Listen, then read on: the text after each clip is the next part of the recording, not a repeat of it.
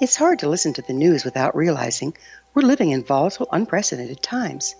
Yet never has there been such an opportunity to transform the human condition. As old structures fail, where can we find the guidance to co-create a better way? Find Your Path Home is an ever-evolving, leading-edge information, education, and healing resource center designed to support and guide you on your path to unity and enlightenment.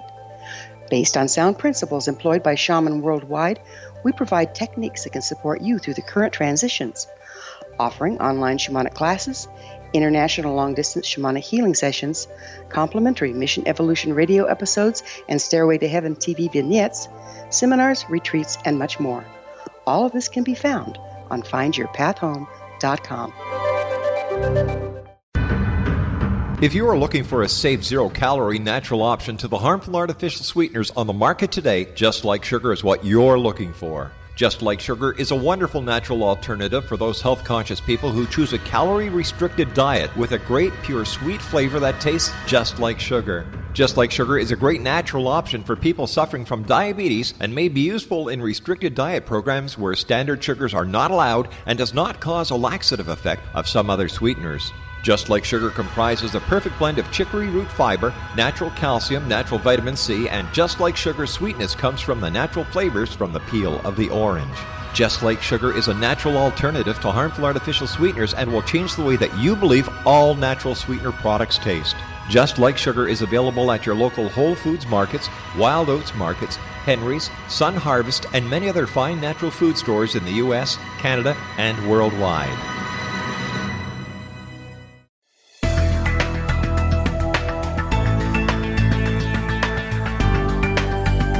Do you think you have energy problems in your home? Do you feel better when you're away than when you're home? Joey Korn is a global leader in the world of dowsing who specializes in personal energy clearing and space clearing. He can help you create an ideal energy environment in your home no matter where you live in the world. Learn about his remote spiritual house cleaning services and much more at www.dowsers.com.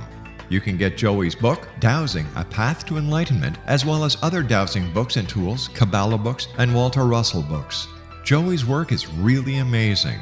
Go to dowsers.com right now. That's DOWSERS.com or call 1-877-DOWSING. That's 1-877-369-7464.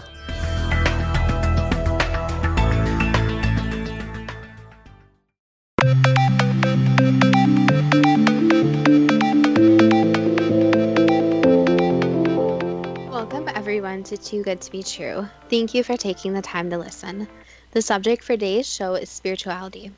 Before we start getting into details, let's just briefly talk about the psychic insight and how we apply it. We choose a subject, then research it. Based on that research, we determine what we think needs to be explained by creating a series of questions.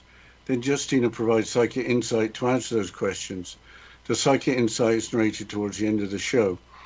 Accepting the psychic insight is a question of individual belief. Now let's go through the disclaimers. Here are the disclaimers. Neither of us claim to have any expertise on any subjects that we discuss. We relate information we find through research in the psychic insight. We are always delighted to hear from the listeners. The show only lasts an hour. We don't have the time to present exhaustive research on any topic. This means that there will be information that we miss. We want to provide a basis for the psychic insight. We don't care if a theory turns out too good to be true, as the show name suggests. We are only interested in finding out more of the truth about topics. Spirit can only relate insight that is appropriate for our time and history. Free will cannot be affected. Only comments that are appropriate for our time can be given through the psychic insight. Much of the subject matter in shows may already been covered many times in other media. We want to look into subjects in a new, different way and be thought-provoking. We are not so good with pronouncing names, we apologize. And neither of us have any particular knowledge of spirituality or of religion. If we misstated anything, we apologize. Spirituality seems to have a wide range of definitions, including a form of religion, a science, or a philosophy. Possibly, belief in a separate non-physical reality is a useful generalization. The definition cannot go beyond a belief because to have knowledge of a non-physical reality would mean to be in that reality. This is sounding like philosophy. Those who claim to be able to contact a non-physical reality are in a difficult position to prove their ability, because being in a physical reality requires physical proof. Because psychics, including mediums, typically provide interpretations of what they are perceiving, inevitably information is going to be lost or mistranslated. Nobody, however gifted, is going to be perfect. What is the current level of interest in spirituality? Let's look at data produced by the Pew Research Center, published in 2017, showing trends from 2012 to 2017 in the United States.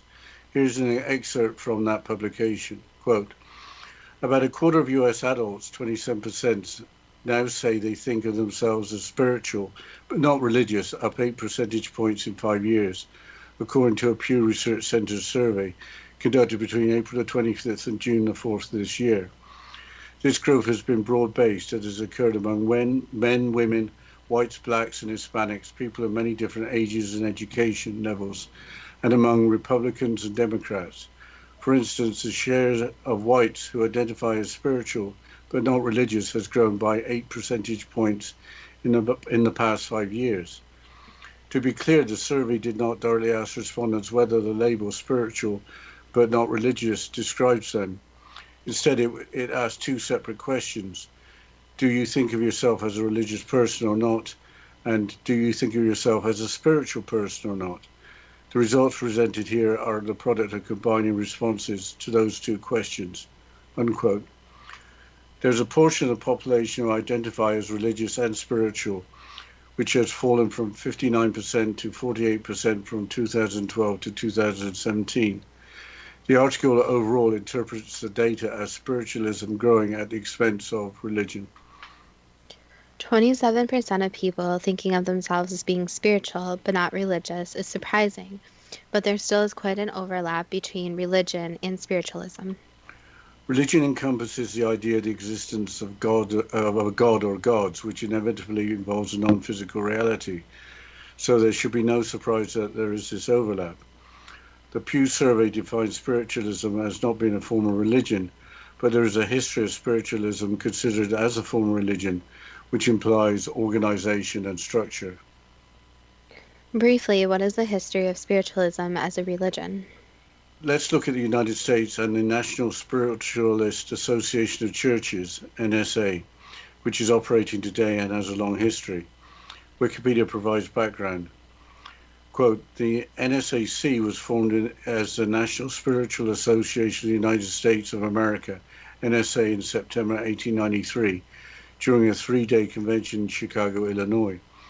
Although American spiritualists have previously tended to resist institutional or denominational organization, early NSA leaders hoped organization would help promote the truths of the religion, both spiritually and practically.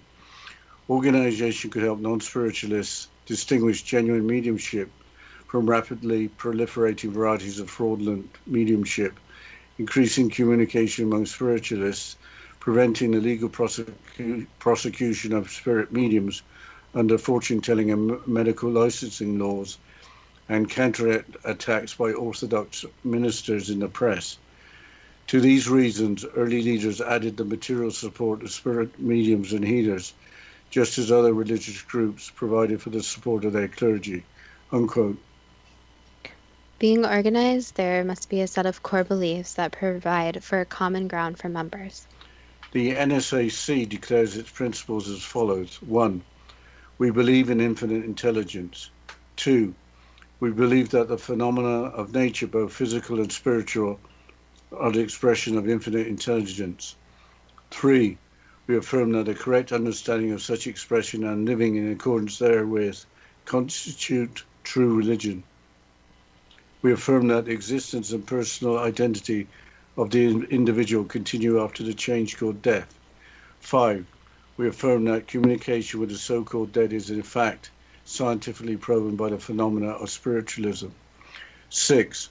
We believe that the highest morality is contained in the golden rule. Do unto others as you would have them do unto you. 7. We affirm the moral responsibility of individuals and that we make our own happiness or unhappiness as we obey or disobey nature's physical and spiritual laws. 8. We affirm that the doorway to reformation is never closed against any soul, here or hereafter. 9. We affirm that the precepts of prophecy and healing are divine attributes proven through mediumship. Unquote. So something must have happened to spark an interest in spiritualism before the convention in Chicago in 1893. It apparently started with the Fox sisters, but was controversial, as Wikipedia explains. Quote, the Fox sisters were three sisters from New York who played an important role in the creation of spiritualism. Lee, 1814 to 1890, Margaretta, also called Maggie, 1833 to 1893, and Catherine, also called Kate Fox, 1837 to 1892. The two younger sisters used rappings to convince their older sister and others that they were communicating with spirits. The older sister, then took charge of them and managed their careers for some time. They all enjoyed success as mediums for many years.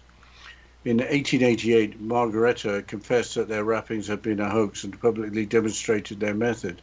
Margaretta attempted to recant her confession the next year, but the reputation was ruined, and in fewer than 5 years, they were all dead, with Margaretta and Kate dying in abject poverty. Despite their confession, the spiritualism movement continued to grow in popularity. Unquote. The word rappings seems a little old-fashioned. Rappings could be thought of as tapping or knocking sounds. The seance with unexplained noises coming from the beyond is the usual stereotype for fake mediums in old movies and old television shows. But in recent years, mediums and spiritual healers appearing on television without these strange knocking sounds has become mainstream. Going back to the Pew Research Survey, maybe that is a factor in the reported increase in spiritual belief. Bridging non-physical reality with the physical reality by making knocking sounds doesn't seem to make sense, but would fit in with 19th century technology. But if you believe in a non-physical reality, how is it separated from the physical reality? There are multiple sources that describe the separation. Saint Germain, who lived in the 18th century, seems to have the ideas that fit with some modern beliefs, especially those described as New Age.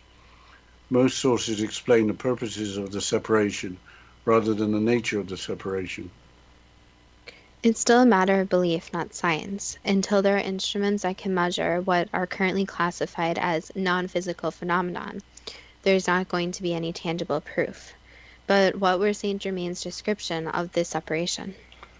I found Jane Halliwell's website. Apparently she directly channels Saint Germain, who she describes as an ascended master. Saint Germain is supposed to have lived for centuries while always appearing to be around 45 years old. What is an ascended master?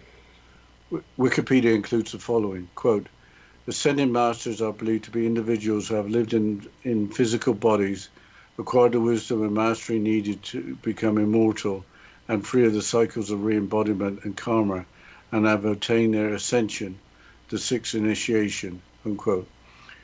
The sixth initiation and others are defined by Theosophy, a religion partially based on Eastern religions established in the United States in the 18th century. So in simple terms, an ascended master does not have to reincarnate, having attained sufficient wisdom. What has Jane Holloway channeled from Saint Germain regarding the separation between the physical and the spiritual world? I think we'll have to address that after the break, Justina. Yes, we'll continue after this short break, and you're listening to Too Good to Be True with Justina Marsh and Pete Marsh on the X Zone Broadcast Network, www.xzbn.net.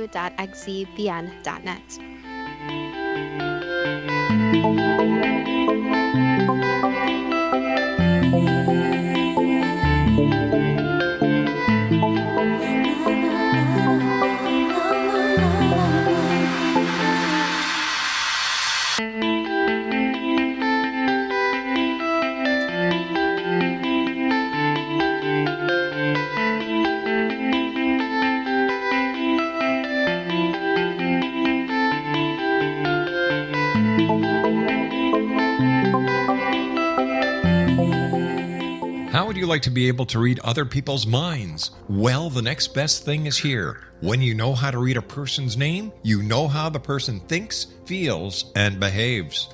Each letter in our name holds a key to unlock our true essence. Our name contains both our gifts and challenges in this lifetime.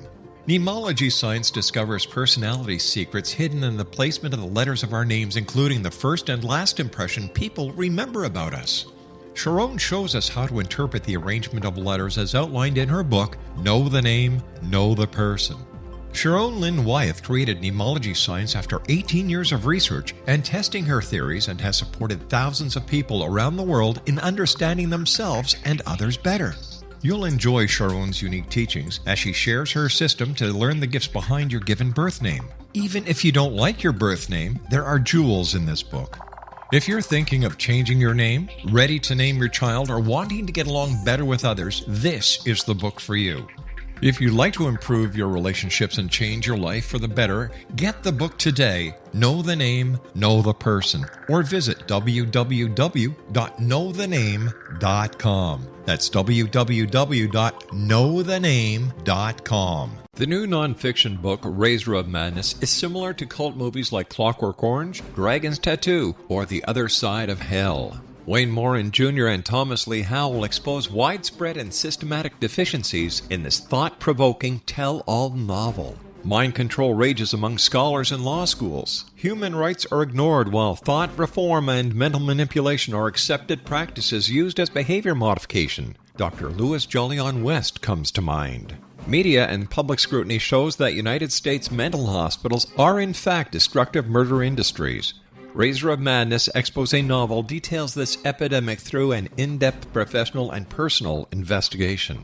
For decades, there has been a revolving door policy that still releases killers and pedophiles back into society. The maestro of mind control continues to haunt America to this very day. Razor of Madness is available in paperback or as a downloadable ebook at Amazon.com.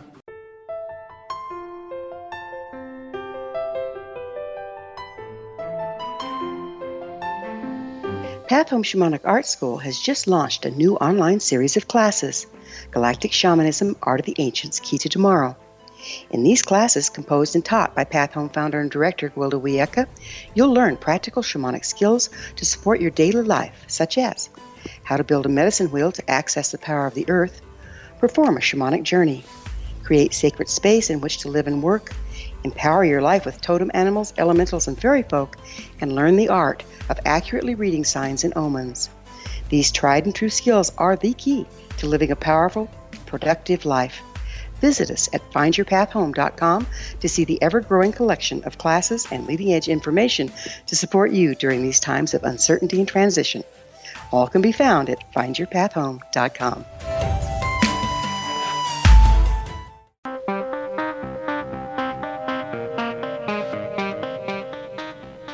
Welcome back to Too Good to Be True. And before the break, we were discussing about Jean Hallowell and her channeling Saint Germain. Dad, can you please continue?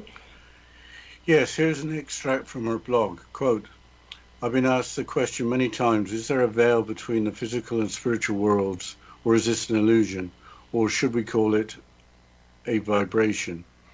Saint Germain said, this word veil is often used to define the crossroads between spirit and matter. This comes from past experiences when human beings perceived a white substance in relation to spirit contact. The word veil was created at that time. He was referring to the early spiritualists who called in their spirits by asking questions and waiting for the table to move, creating a tapping sound. One tap may have been a yes and two taps a no. Often it was reported that a cloudy form showed up during these sessions. Saint Germain continued to say, there is no such thing as veil, however. There is a shift in energy between heavy physical matter and a lighter spiritual universe. To access the higher energies here, one must have assistance. He means the spiritual world has to assist. He continued, as we work together, the veil becomes energetically active. The elements become active, and as the master comes closer, the energies transcend matter, opening up a channel for communication. As you feel yourself lifting up and hearing the high-pitched sound of eternity, I reach down to you, unquote. That's really interesting. Is there more from her blog? Yes, apparently it's about energy rather than some kind of barrier. Quote, he continues to say there is a seamless and integrated mixture of physical and spiritual vibrations. He said the energy of the God present hovers at a level of 50 feet above you. Some souls have integrated these elements with their own, but most do not know there exists a boundary between physical matter and spirit. I asked him to explain what he means by elements. He said this. The elements are electrical energy. There is friction created between slow and rapidly moving particles. It is a natural process. He reminded me that everything is energy. He continued to say, together we meet at a point of separation between matter and spirit. Jane, so the veil is really an illusion. Saint Germain said, yes, indeed, but illusions are helpful to souls who need a thought form to hold on to. For you, this is not necessary.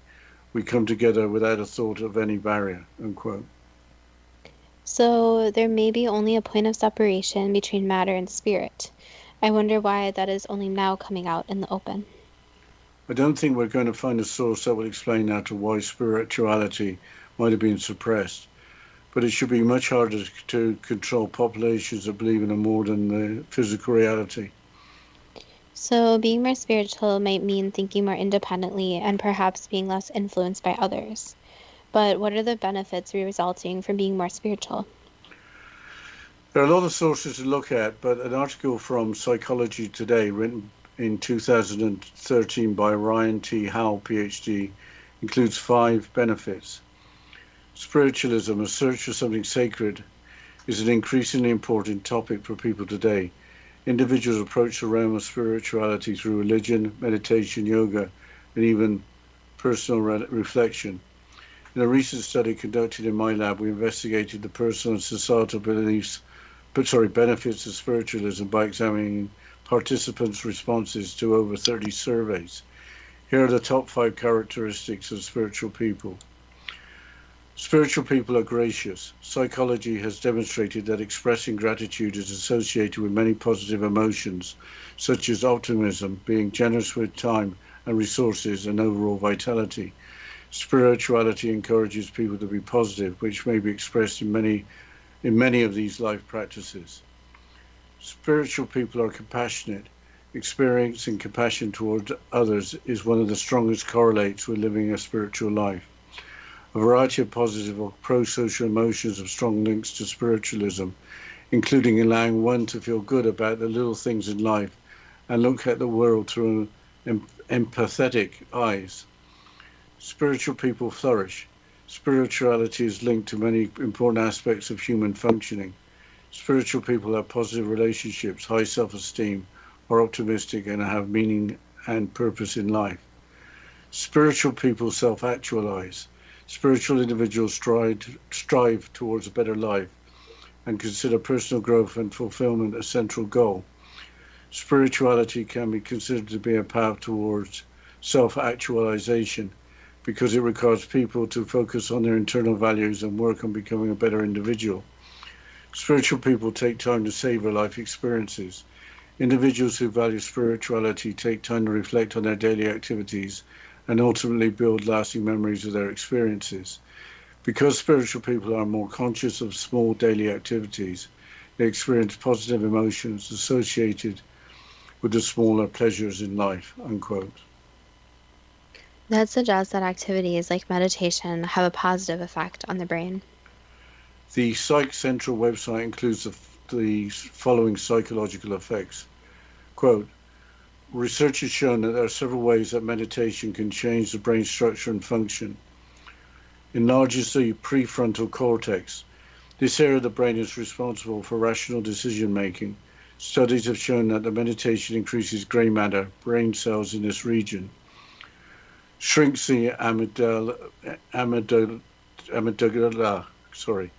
amygdala is a key brain structure known as the emotional fear center of the brain. Smaller amygdalae found in more mindful people are associated with greater emotional control. Thickens the hippocampus.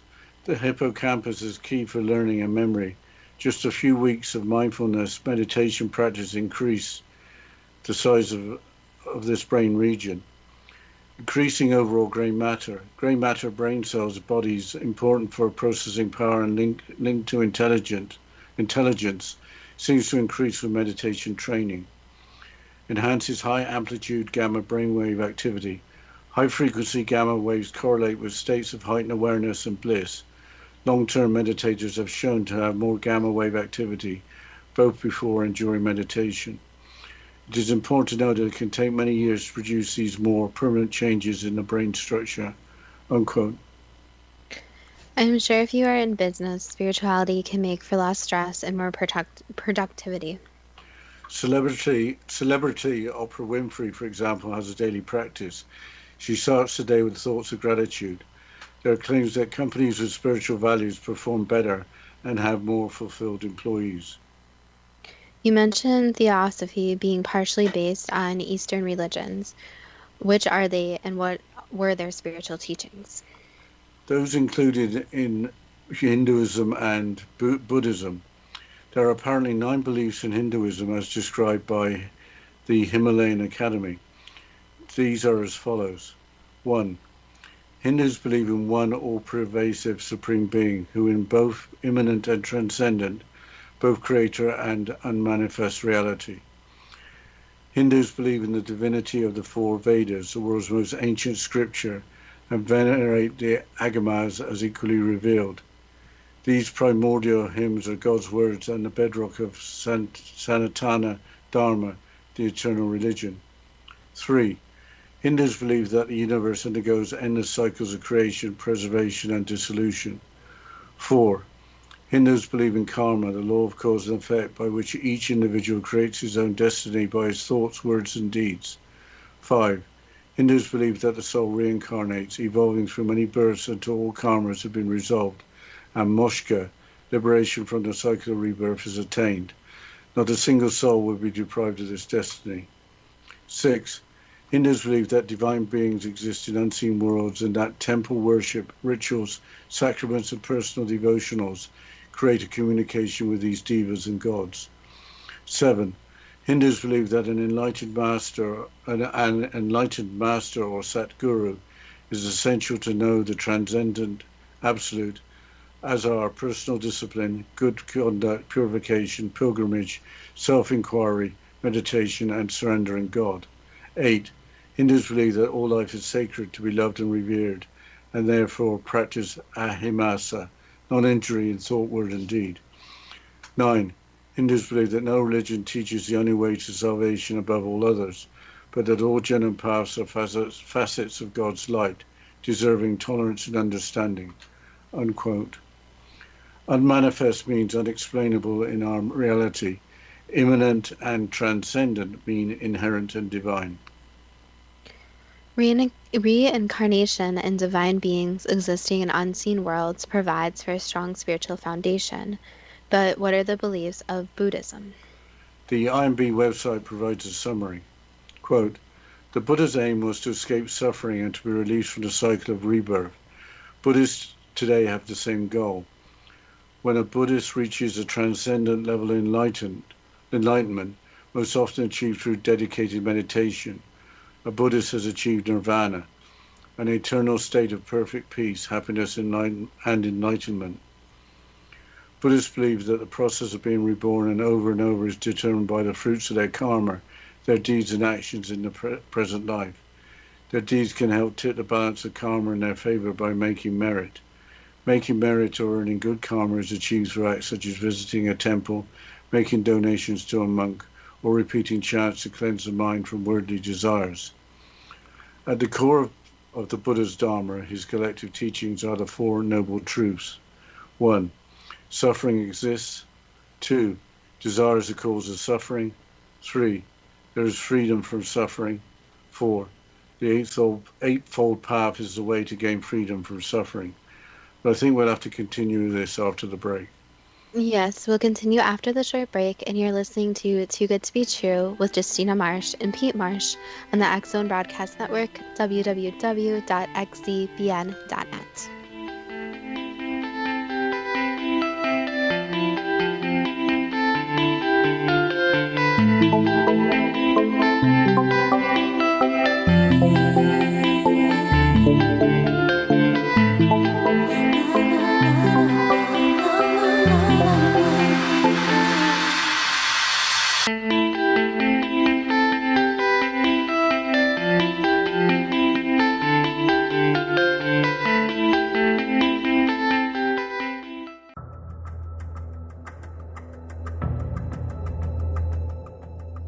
Modern Esoteric, Beyond Our Senses by Brad Olson, consummates the lifology story about where humanity originates.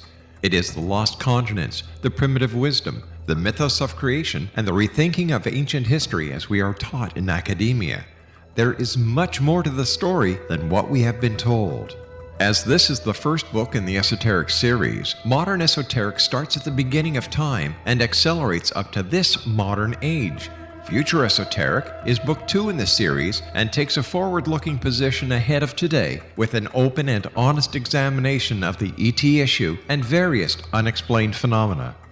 To discover the writings of author Brad Olson, visit www.bradolson.com. That's www.bradolson.com. Are you considering calling a psychic to read your situation? Then consider David Champion, a psychic medium for more than 20 years with thousands of readings under his belt. David Champion will make you feel comfortable. He has proven to be honest and accurate. He's a straight shooter. There's no guesswork. What he sees is what you get. While he is a medium, most of the calls focus on relationships, not only love, but work, school, neighbors, and more. Need help with finding a job and preparing for the interview? Are you dealing with people who are obstacles in your path? For more information, go to davidchampion.com, $1.50 per minute paid by credit card with a minimum of 30 minutes.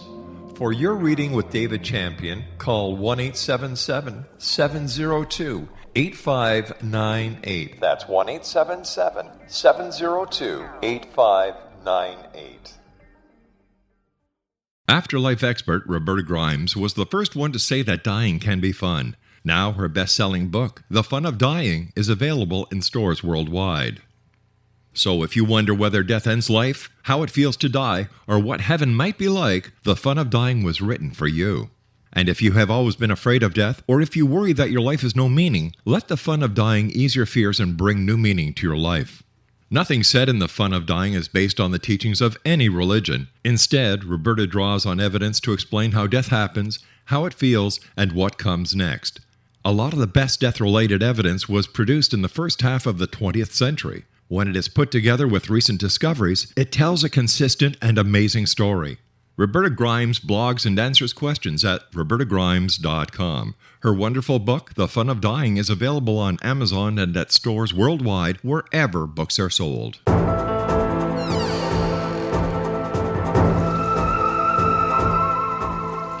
Welcome back to Too Good to Be True. And before the break, Dad, you were quoting from the IMB website about Buddhism. Can you please continue with the quote? Yes, we were talking about the eightfold path, so I'll continue. Quote, the eightfold path comprises 8 ways of living that will help a Buddhist reach nirvana. Right understanding, right thought, right speech, right action, right livelihood, right effort, right mindfulness, and right concentration. Basically, the more you can make yourself right, the better chance you have of escaping rebirth, unquote. Escaping rebirth is similar to Hindu belief of resolving all karmas and would be equivalent to becoming an ascended master. But having an increasing population on the planet would suggest that these beliefs are unfounded. How can there be souls ending the rebirth cycle while the population keeps going up? Yes, an unexpected source, the London Guardian newspaper, asked that question in October 2011. Quote, the Buddhist doctrine of rebirth, and this is where you'll probably part company with a lot of people, proposes that this extends beyond our current lifespan on this planet. Consciousness is seen as unbound by bodily form, and so will re-emerge in other aggregations, even in other worlds. In this scenario, there would be no reason why the number of people on Earth has to remain constant, and several explanations for population growth arise. 1. Life previously expressed in other forms, animals or insects, say, might now be taking human birth. 2. There could be an influx of energy from other planets, realms, universes, a kind of cosmic migration. 3. Human consciousness could manifest as a greater number of people than it did before. It's a bit like waves in the sea. Different numbers and types of wave arise and dissolve depending on the weather conditions and the flow of water, unquote. I wonder how many in the West believe in reincarnation. According to America magazine in an October 2015 article, a significant number. Quote, according to data released by the Pew Forum on Religion and Public Life 2009 survey, not only do a quarter of Americans believe in reincarnation, but 24% of American Christians express belief in reincarnation. This represents a significant deviation from the traditional Judeo-Christian narrative with which most Americans in the baby boomer generation grew up with. You were born, you lived, you died, and after a judgment you went to heaven or hell forever. The word reincarnation derives from Latin and literally means entering the flesh again. The conviction is that an imperishable principle, soul, exists in every human being and comes back on this earth after death in a new form.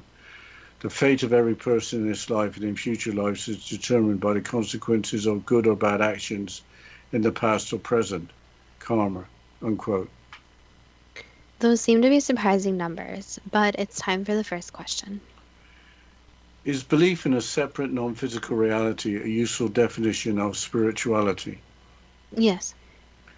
Is it true that psychics, including mediums, typically provide interpretation of what they are perceiving, with inevitably some information being lost or misstated? That could be said, yes. Can it be stated that in 2017, 27% of adults in the United States thought of themselves as spiritual but not religious? Yes. Why has spiritualism been separate from religion, especially in the West, but not in the East? Basically, because it is thought that more spiritualism is not related to an organized group of people, so more that the more spiritual people are more alone in their beliefs and don't share a common belief. How can people in the United States think of themselves as religious as well as spiritual when religion in the West rather excludes spiritualism?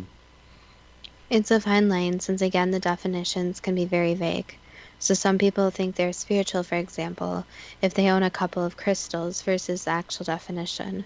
So for each person, the definition widely varies. Is spiritualism growing at the expense of religion in the United States? Yes, again, for most people, it's one or the other. Why would the American National Spiritualist Association, as originally founded, resist institutional or denominational organization? Basically, since there is this negative association with more organized religion, so not having the stigma associated with especially some of the considered more judgmental organized religion groups. Why would the American National Spiritualist Association originally have to prevent the legal prosecution of spirit mediums under fortune-telling and medical licensing laws, as well as counterattacks by orthodox ministers in the press? Basically, when someone is believing in anything, there's always going to be the other side where people believe it's not right. So this is just part of it. Regarding spiritualist principles, is there infinite intelligence? Again, that's for one individual to decide or not, so it really depends on the person. Are the phenomena of nature, both physical and spiritual, the expression of infinite intelligence? Again, that's the belief that some people hold, yes. Does the existence and personal identity of the individual continue after the change called death? Again, that's perspective for each person, but there are many people who believe that there is some sort of afterlife, reincarnation, or a mix of both. Can communication with the so-called dead be scientifically proven by the phenomena of spiritualism? Not yet, no, the tools are not available yet. Is the highest morality contained in the Golden Rule? Do unto others as you would have them do unto you. Again, that's an opinion statement, so it depends on the individual person, but that is a good rule to live by. Do we make our own happiness or unhappiness as we obey or disobey nature's physical and spiritual laws? You could say that there is something that if you do something good might come back to you, or if you do something bad might happen to you. However, it's more complicated than that. So it's a very black and white statement where there's more shades of gray about how it actually works. Is the doorway to reformation never closed against any soul here or hereafter?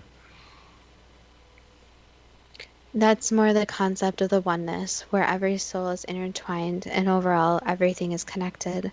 So the answer again cannot be straightforward yes or no, but some people strongly believe in the oneness of the universe.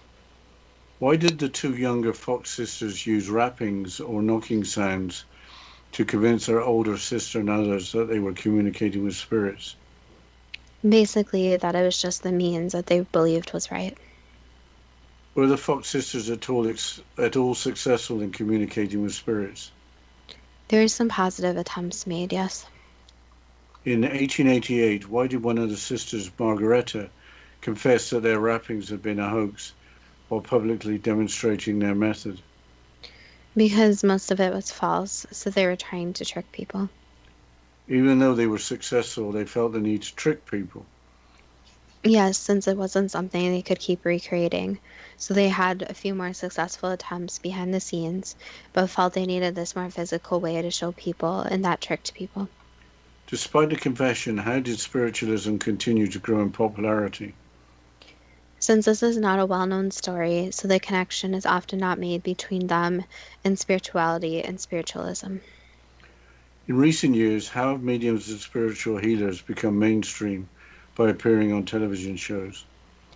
Basically, there's just more acceptance overall and also this curiosity.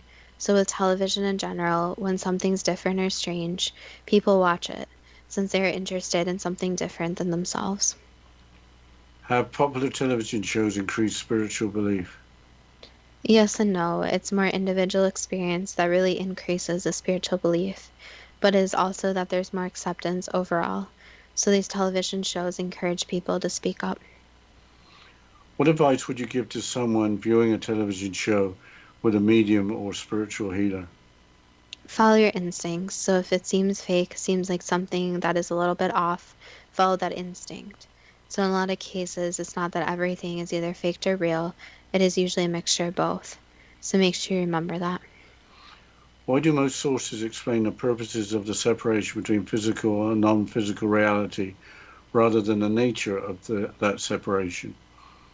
Again, that's a very complex question, but just how society has passed it down. So the physical is the physical, the spiritual or non physical is totally separate. So society just created this more social norm versus more Eastern cultures where they're all one.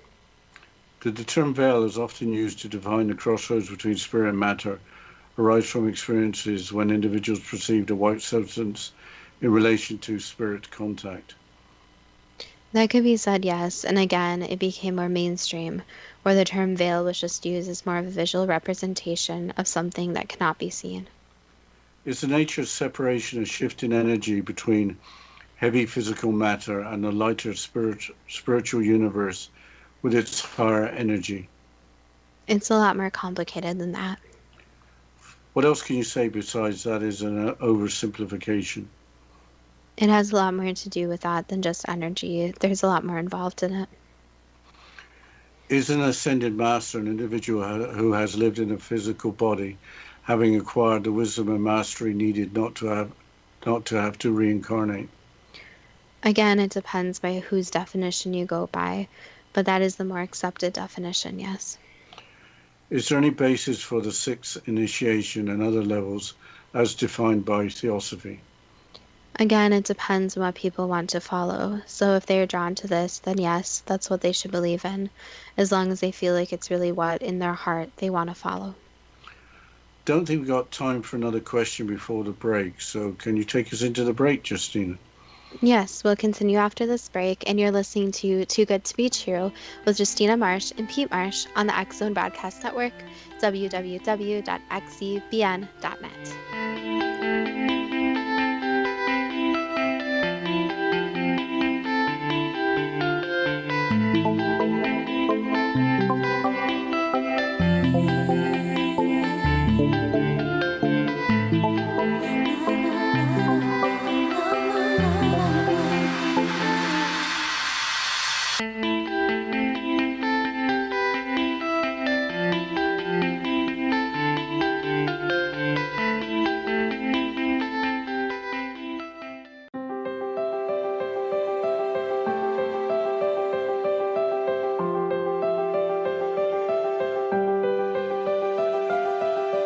mission evolution is dedicated to the well-being of the planet and animals, as well as the evolution of humankind.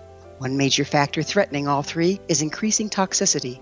Heavy metals and other environmental toxins are poisoning our bodies, deteriorating our brains, blocking our spiritual connection, and shortening our lives. Yet these poisons are extremely difficult to remove.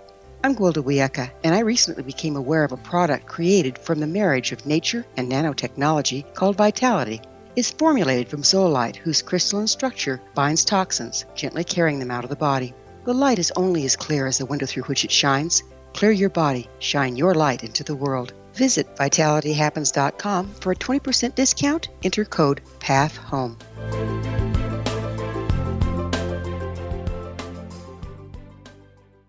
What happened in Benghazi is revealed by Nicholas Genix, author of Obama, Islam, and Benghazi. He informs the American people that President Obama deceived them by advocating a strong foreign policy prior to the 2012 presidential election, and Hillary Clinton supported this deception. As the title infers, there is a connection between Obama, Islam, and Benghazi. Ample evidence informs Americans that Obama's early indoctrination in the Quran developed an affinity for Islam, why the Quran is the source of discontent in many countries, and why the Obama foreign policy deception led to poor military action and caused the loss of American lives in Benghazi.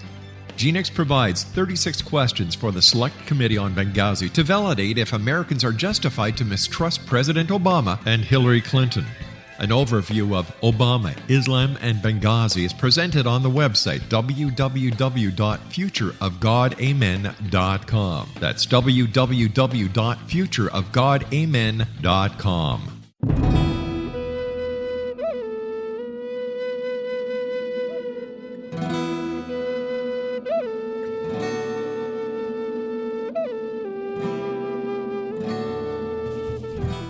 The ancients knew what we have forgotten. In order to be empowered by nature, one must be aligned with the way life works. We've become increasingly disconnected from the earth and her cycles, to our extreme detriment. The medicine wheel ceremony is an ancient rite practiced by shamans worldwide to recalibrate their people with the powers of the universe. Join me, Gwilda Wiyaka, at the Galactic Shamanism Retreat this spring equinox, March 18th through the 22nd, in the beautiful Colorado Mountains. During this life-changing 3-day medicine wheel training, you'll learn to build and maintain your own cross-cultural shamanic medicine wheel to promote manifestation, health, and personal power. Empower yourself with the wisdom of the ancients. Contact Touch In at findyourpathhome.com or call 303-775-3431.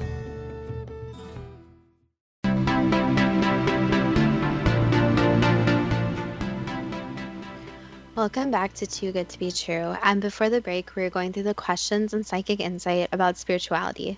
Dad, can you please continue with the questions? What advice can you give regarding Jane Halliwell channeling Saint Germain? Again, it's up to people if they want to believe the information or not. And just be very skeptical, since there are many fakes out there, that they will channel very famous people or ancient figures. And a lot of the time, it is not true. Did Saint Germain live for centuries, always appearing to be around 45 years old? That's correct, yes. How did he do that? Basically, you can think of it as one of the more wonders of not being fully human, you could say. Does a seamless and integrated mixture of physical and spiritual vibrations exist? Yes. Do most souls not know that a boundary exists between physical matter and spirit? Yes and no. It really, again, depends on each soul's personal journey, but for the most part, they are completely aware. You have probably already answered this, but is everything energy with no real barrier between the physical and non-physical world? Again, more complicated than energy, but there is no barrier. Why is the nature of the separation between the physical and non-physical worlds only now becoming an open discussion? Again, people are changing their view, but in ancient times this was already discussed. So there are cycles of discussion, then more organized and concrete beliefs, and it's a cycle. Is it harder for those with power to control populations who believe them in more than the physical reality? Not exactly, no. Is spirituality going to achieve a more individualistic mindset within society compared with the mindset of society as a whole? Spirituality in general does allow for more individual thinking and deciding more about your beliefs yourself. So again, there's not good or bad in what someone believes in, but there's a lot more focus on individual thought. Are people with spiritual beliefs generally more gracious along with having positive emotions? No, there are good and bad people everywhere. Are people with spiritual beliefs generally more compassionate? Again, no, that's a generalization and not always true. Can meditation over many years enlarge the prefrontal cortex of the brain, the region responsible for rational decision making? There's still more research that needs to be done on that, since it doesn't only affect that part of the brain, but others. Again, there needs to be more scientific research. Can meditation shrink the amygdala, a structure known as the emotional or fear center of the brain? It's possible, but long-term research still needs to be performed. Without asking any more questions about how meditation can affect the physiology of the brain, is it just a matter of more scientific research being necessary? Correct, yes, at this point. There's still a lot of correlations, but it hasn't been fully proven yet. Can meditation enhance high amplitude gamma brainwave activity with high frequency gamma waves correlated with states of heightened awareness and bliss? That's what many people believe, yes. Is it important to start a day with thoughts of gratitude? 100% yes. Can companies with spiritual values perform better and have more fulfilled employees? Not spiritual values, but instead of forcing someone to believe in something, making it so each employee can believe in what they want to believe in. Regarding Hindu beliefs, is there a one all pervasive supreme being who is both immanent and transcendent, the creator, but unexplainable in our physical reality? In their belief system, yes, that's correct. Does the universe undergo endless cycles of creation, preservation, and dissolution? There are always cycles going on, yes. Does karma exist, the law of cause and effect by which each individual creates their own destiny by their thoughts, words, and deeds? It's for each individual to decide, so again, it depends on the person's individual belief system. Does the soul reincarnate, evolving through many births until all karmas have been resolved and moksha, liberation from the cycle of rebirth, is attained? Again, that's what a lot of people believe, but the idea of reincarnation is still a controversial subject. Is moksha, a liberation from the cycle of rebirth, similar to becoming an ascended master? That's what is believed, yes. Do divine beings exist in unseen worlds, and that temple worship, rituals, sacraments, and personal devotions create a communication with these devas and gods? Again, the problem is that this is based on a person's individual belief.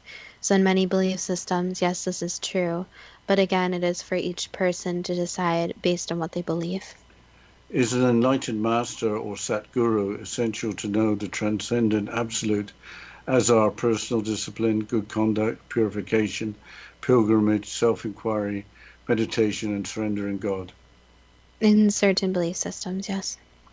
Is all life sacred, to be loved and revered with non-injury in thought, word, and deed, to be practiced? That is 100% true, where a life should be valued. Does no religion teach the only way to salvation above all others, but that all genuine paths are facets of God's light, deserving tolerance and understanding? Again, that could be said in certain circumstances. Regarding Buddhist beliefs, should the aim be to escape suffering and be released from the cycle of rebirth through reaching a transcendent level of enlightenment? Yes. Can nirvana be reached, an eternal state of perfect peace, happiness, and enlightenment? That's believed to be possible, yes. Is being reborn over and over determined by the fruits of karma, deeds and actions in the present life? In their belief system, yes. Can good karma be achieved by visiting a temple, making a donation, or repeating chants to cleanse the mind from worldly desires? Again, in certain belief systems, yes. But again, just being a genuinely good person creates good karma. What can you say about the Four Noble Truths of Buddhism? 1. Suffering exists. 2. Desire is the cause of suffering. 3. There is freedom from suffering. 4. The Eightfold Path is the way to gain freedom from suffering. Again, it's hard to say much since it's an individual belief system. So it's based on what each person wants to believe and if they feel drawn to believe in this more organized set of beliefs. So it's up to them if they are drawn towards these Buddhist beliefs. Does that also hold for the Eightfold Path? Correct.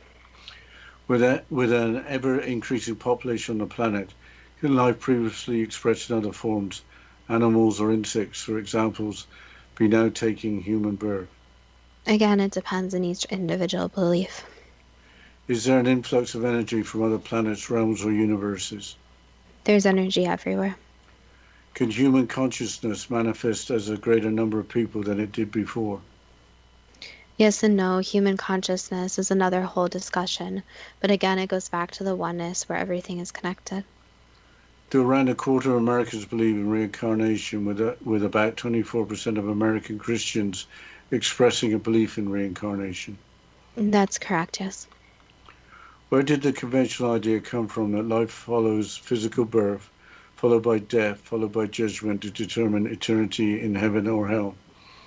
Organized religion, so the information that was provided to them.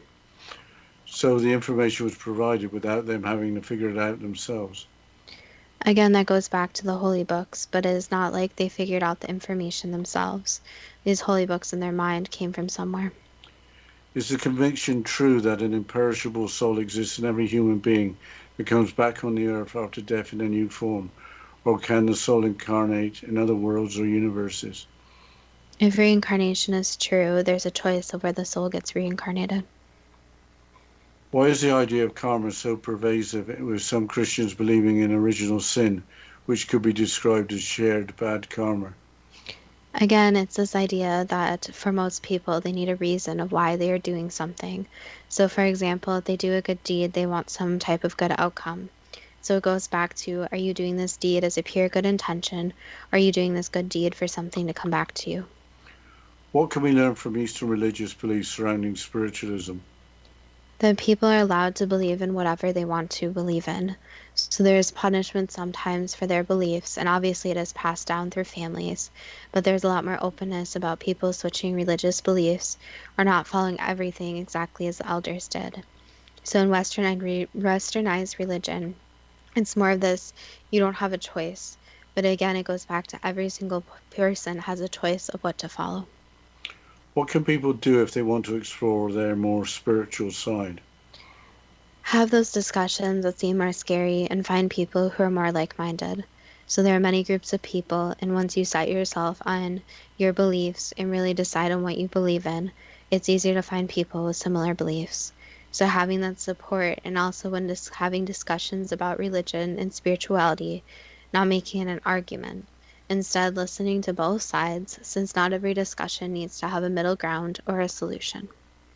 That was the last answer. Is the concept that spiritualism is based on individual belief too good to be true? That depends on what you are prepared to believe. Well, it's been a real education this week. I think my mistake going into this was thinking of Eastern religion like Western religion, that there was sort of a set of rules to follow, and that Eastern religion was only another version of Western religion. It seems to be entirely different. Well, we don't have much time here, so I'll mention our Facebook page at Too Good to Be True with our first two spelled TWO, and our Instagram page at TWOGTBT. We always would love to hear from listeners about different suggestions, if you have any comments on today's show. And I also want to mention, if you are exploring spirituality, there are so many resources on the web and even Facebook groups, there's support groups, and there are like-minded people out there if that's what you're interested in. So as always, thank you so much to the listeners, and we look forward to next week's show.